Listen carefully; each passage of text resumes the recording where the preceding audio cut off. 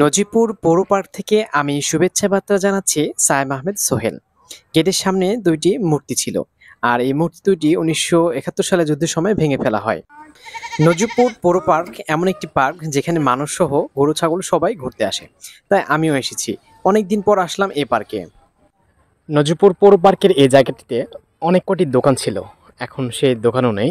আর এখানে কোনো গোছালো কোনো জিনিস নেই। এই যে সব কিছু দেখুন ভেঙে পড়ে আছে, এবং এখানে আগে খুব ভালো একটি পরিবেশ ছিল, এখন অবহেলিত এই নজিপুর পৌর পার্ক, যা আসলে আমাদের নজিপুরবাসীর জন্য অনেক কষ্টের।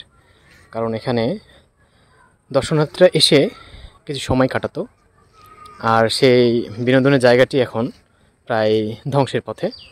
কোনো অযত্নে অবহেলায় সব কিছু রয়েছে, যা আসলে কারো কোনো মাথা ব্যথা নেই, বা এখানে আসলে সেরকম ভালো কিছু গড়ে উঠুক সেটা আসলে কেউ চাচ্ছে না।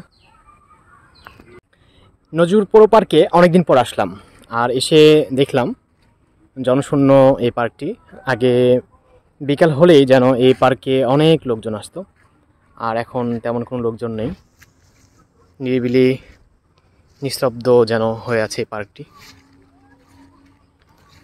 এই পার্কটিতে আমি প্রায় 2-1 বছর পরে আসলাম, অনেক দিন পরে আসলাম।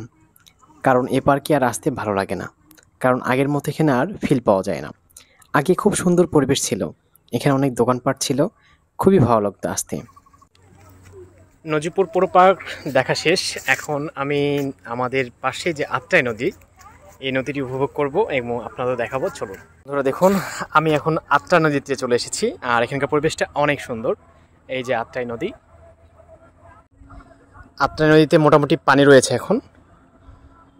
বেশ কিছুদিন আগে ভালো পানি ছিল, এখন পানি আস্তে আস্তে কমছে, কারণ বেশ কিছুদিন ধরে বৃষ্টি নেই। এই বৃষ্টি না থাকার জন্য আত্রাই নদীর পানি অনেকটাই কমে গেছে। আবার হয়তো বৃষ্টি হলে, ভারী বৃষ্টি হলে আবার নদীতে পানি ভরবে। এই যে দেখুন, আর ওই পাশে হচ্ছে আপনার নজিপুর ফরেস্ট। আসলে অন্ধকার ঘনিয়ে আসছে, তাই আসলে ভিডিওতে ভালোভাবে ধারণ করতে পারছি না। সূর্য প্রায় ডুবডুবো ভাব, মানে ডুবেই গেছে। এই যে দেখুন, আজকে ফেরার পালা। পার্ক দেখে খুবই খারাপ লাগছে, কি যে আগের যে একটা পরিবেশ ছিল বা উৎসবমুখর জায়গা ছিল এটি, সেটি দিন দিন হারিয়ে যাচ্ছে। তাই নজিপুরবাসীর দৃষ্টি আকর্ষণ করব যেন এই পার্কটি আগের মতন আবারও চালু হয়, এবং যেন এখানে দর্শনার্থীরা ঘুরতে আসে। আমাদের এই পার্কটি যত্ন নেওয়া উচিত। আমাদের এই পার্কটি অনেক সুন্দর একটি পার্ক। সবাইকে ধন্যবাদ।